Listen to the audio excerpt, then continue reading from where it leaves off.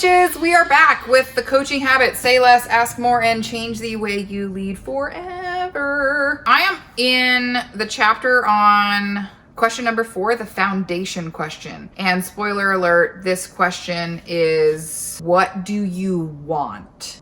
What do you want? That's the question. Michael talks about how taking responsibility for our own freedom is very difficult to do. It's a fascinating chapter. He also talks about the difference between wants and needs and how those are so tangled and how our brain can pretty much convert anything that's a want into a need. We can convince ourselves of that. He jumps into some neuroscience and therapy related research that talks about some universal needs. Rosenberg says that there are 9 self-explanatory universal needs: affection, creation, recreation, freedom, identity, understanding, participation, protection, and subsistence. I'm not gonna lie, I had to look up the word subsistence. What I highlighted on page 117 is, when we understand what the other wants, we're in the middle of an interesting and worthwhile conversation. Part of the reason for that is the neuroscience of engagement. 5 times a second, your brain is scanning the environment and asking itself, is it safe here or is it dangerous? The fundamental organizing principle of the brain, neuroscientist Evan Gordon's words, is the risk and reward response. I completely understand so many of the people that I have worked with in the past that can't seem to make the right stuff happen, and this is what's in play, is like amygdala hijack. For whatever reason, these people that I'm thinking of have not felt safe, and I think it takes a very specific kind of person to feel safe with other borderline hostile people. According to the Culture Index, I'm a very hostile person. Oh.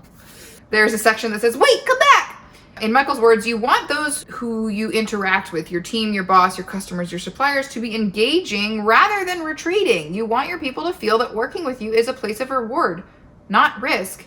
Also, realize that you want to feel like you're safe so that you can stay at your smartest rather than fight or flight mode. Obviously, when we're in fight or flight mode, we dumb. Like, we are making survival choices. We're probably doing a really good job at like not dying, but we're not being very smart. And in our jobs, we're being paid to be smart in most scenarios.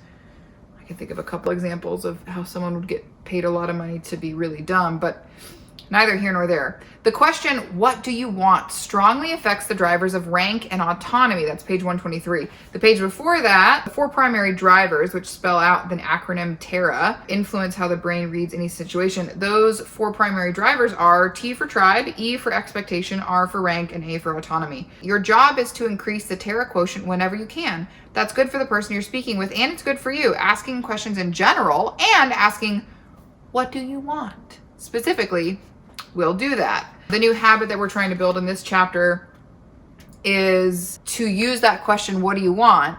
Well, it feels kind of aggressive to me. I don't know, I'll have to try it out. Use that question when the conversation feels stuck, or you feel like you're just making an assumption on what this person wants to have happen, but you haven't actually asked. Basically, get rid of the old habit that you think you know what this person you're talking to wants. That could be a client, a supplier, a team member. It could be your boss. It could be anybody.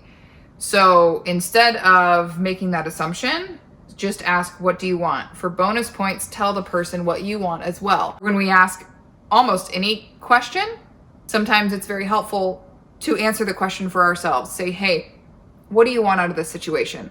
Just for reference, what I want out of this situation is blah, blah, blah, blah, blah. It can make it easier and a little bit more comfortable to answer that question, unless hearing someone else's answer kind of makes your brain stop.